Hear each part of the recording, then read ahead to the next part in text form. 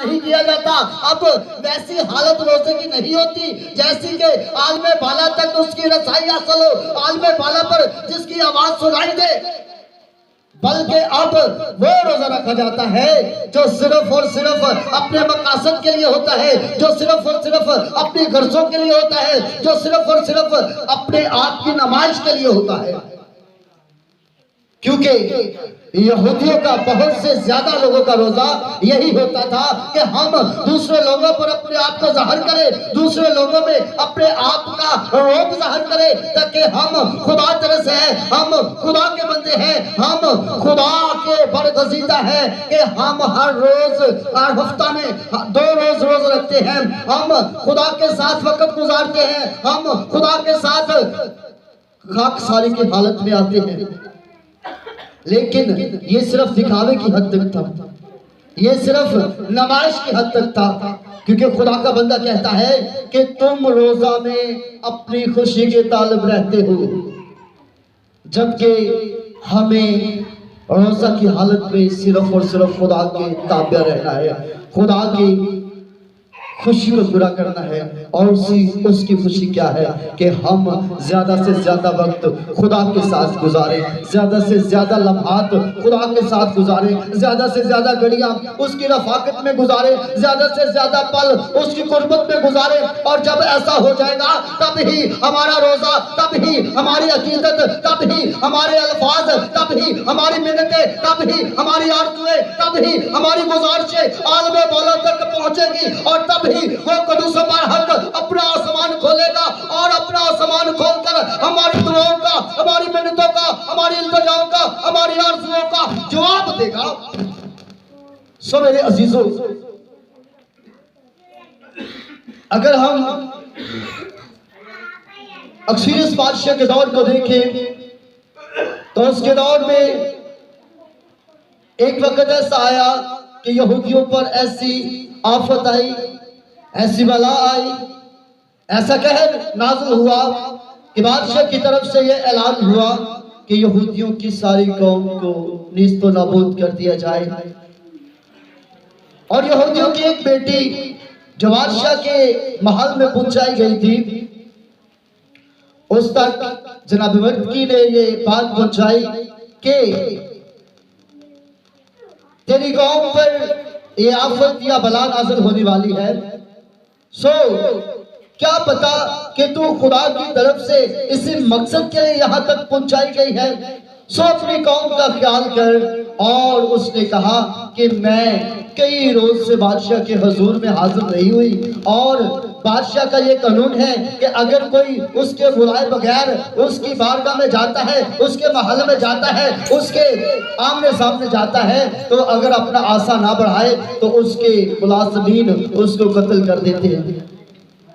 سو جا کر اعلان کرو اور تمام یہودیت میں یہ بات پھیلا دو کہ ہر ایک بشر، ہر ایک مرد، ہر ایک عورت، ہر ایک بچہ، ہر ایک جانور 3 دن کا روزہ رکھے اور خاکسار ہو کر اس قدوس برحق کو پکارے، تاکہ میں جب اس بادشاہ کی کچہری میں پیش کی جاؤں تو وہ مجھ پر اپنا عصا بڑھائے، کرم ہم پر کرے، اس پر کرے۔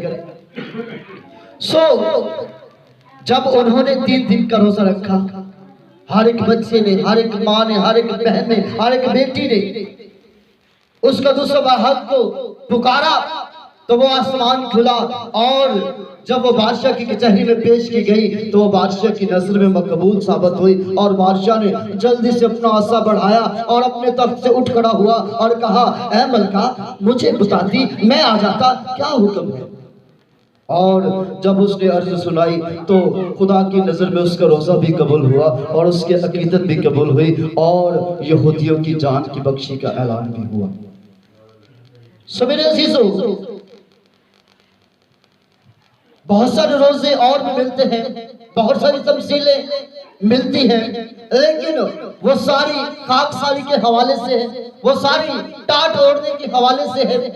لیکن اگر ہم جناب مسیح کی شریعت میں آتے ہیں، میرے اور آپ کے آقا کی قولوں کی طرف آتے ہیں، تو میرا اور آپ کا آقا کہتا ہے کہ جیسا کہ تم جانتے ہو کہ خون نہیں کرنا،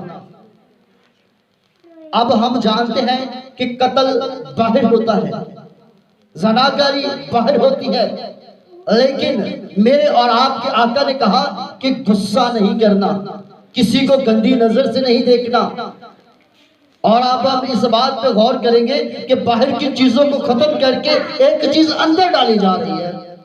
غصہ بندے کے اندر سے آتا ہے، گندی نظر اندر سے پھوٹتی ہے، اور باہر کی چیزوں کو ختم کر کے میرے اور آپ کے آقا عالمین نے ایک چیز نہیں اندر ڈال دی کہ آپ کے اندر سے غصہ نکلتا ہے، لہٰذا آپ اپنے غصے پہ کنٹرول کرو۔ آپ کے اندر سے بری خواہشیں نکلتے ہیں، بری نظریں نکلتی ہیں، برے خیالات نکلتے ہیں، آپ اس پہ کنٹرول کرو۔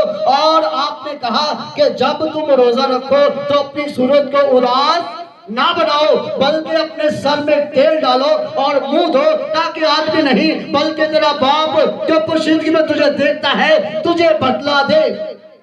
سو میرے عزیزوں، باہر کی صورت کو ہٹا کے اندر کی صورت کی طرف دھیان دیا جا رہا ہے۔ باہر سے چیز کو ختم کر کے آپ کے اندر ایک نئی چیز اندر ڈالی جا رہی ہے۔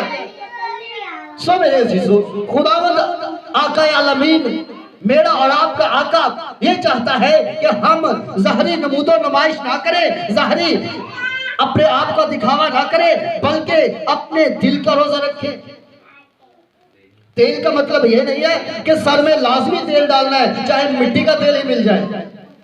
تیل سے مراد ہے کہ آپ فریش نظر آؤ، تیل سے مراد ہے کہ آپ نیٹ کلین نظر آؤ، تیل سے مراد ہے کہ آپ کی صورت اچھی نظر آئے۔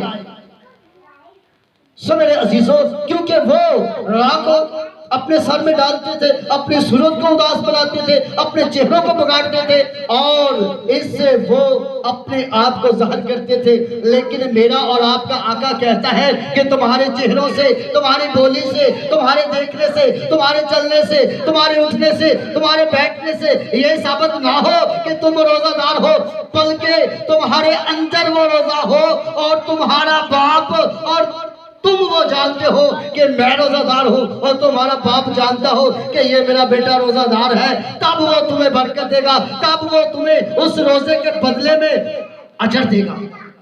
لیکن اگر ہم نے وہی بات رکھی، اگر ہم نے وہی اپنے نمود و نمائش رکھی، تو ہمارا روزہ کس کام کا ہوا؟ پھر تو ہم خالی بھوکے ہی مر رہے ہیں۔ اگر روزے کی حالت میں بھی ہماری آنکھیں بدی دیکھنے سے نہیں رکی، ہمارے کان بدی سننے سے نہیں رکے، ہمارے ہونٹ بدی اگلنے سے نہیں رکے، ہمارا دماغ بدی سوچنے سے نہیں رکا، ہمارے ہاتھ بدی چھونے سے نہیں رکے، ہمارے پاؤں بدی کی راہ پر جانے سے نہیں رکے، تو ہمارا روزہ کس کام کا ہے؟ کیوں ہم بھوک میں وقت گزار رہے ہیں؟ کیوں ہم بھوکے مر رہے ہیں؟ کیا خدا ایسے لوگوں کی آواز کو سنے گا جو کہ صرف اور صرف اپنی خوشی کے لیے ہو، اپنی سلامتی کے لیے ہو؟ آج کل روزے رکھے جاتے ہیں، اور مسیحیوں پر بہت یہ اعتراض بھی کیا جا رہا ہے کہ مسیحی لوگ صرف اس طرح کا روزہ رکھتے ہیں کہ تویدی بک کے لکھا دے تو باقی سارا کچھ کھا جائے۔ کیوں یہ دوسرے لوگوں تک بات پہنچی؟ کس طرح یہ دوسرے مذاہب تک یہ بات پہنچی؟ اس لیے کہ ہم کو روزے کی اصل سپرٹ کا پتہ نہیں تھا۔ ہمارے بڑے بوڑھے جب ان سے پوچھا جاتا تھا کہ آپ اپنا کلمہ بتاؤ، تو وہ ایک اور طرح کے کلمہ بتاتے تھے۔ وجہ کیا تھی کہ ان کو بتایا نہیں تھا کیا؟ وجہ کیا تھی کہ وہ اس بات سے آشنا نہیں تھی۔ جب تک آپ اس بات سے واقف نہیں ہوں گے، جب تک آپ اس بات کو سمجھیں گے نہیں، تب تک آپ دوسروں کو بتانے کے قابل نہیں ہوں گے۔ جو کسی اماں جی نے کسی پادری کو سن لیا کہ روزہ رکھو نا تو خدا جلدی سنتا ہے،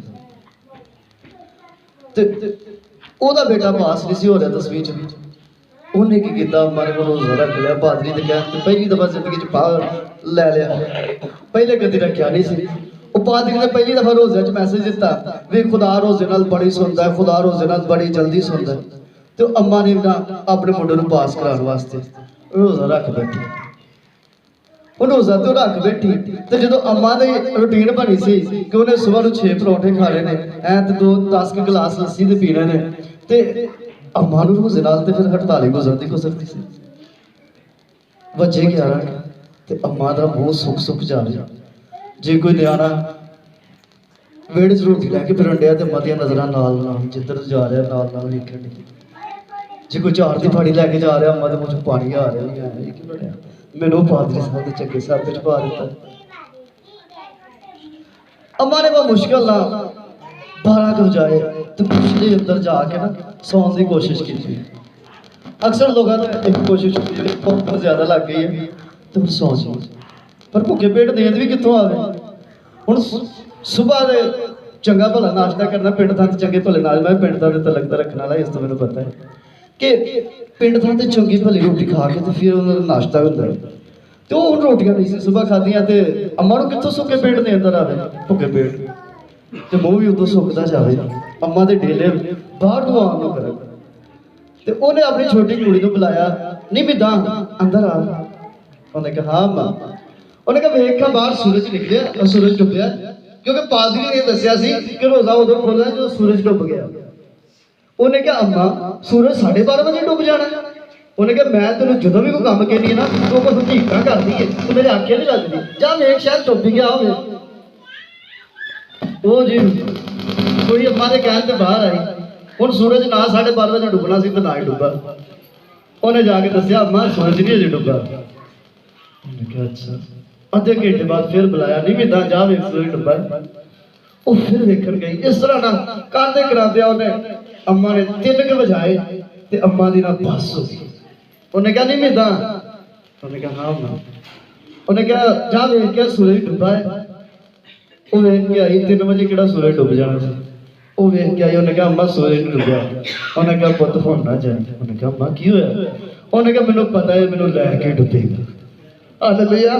سو میرے عزیزوں ہم پادری صاحبان کے کہنے پر تو روزہ رکھ لیتے ہیں لیکن جب تک ہم اس کی اصل سپرٹ کو نہیں سمجھتے, جب تک ہم اس کے اصل مقصد کو نہیں سمجھتے, جب تک ہم اس کی اصل حقیقت تک نہیں پہنچتے, تب تک ہمارے لیے اس کا آسمان نہیں کھلے گا, تب تک ہمارے لیے اس کا آنسر ہم تک نہیں پھیلے گا, تب تک ہماری دعاؤں کا, تب تک ہماری التجاؤں کا, تب تک ہماری التجاؤں کا جواب آسمان پر سے صادر نہیں ہوگا.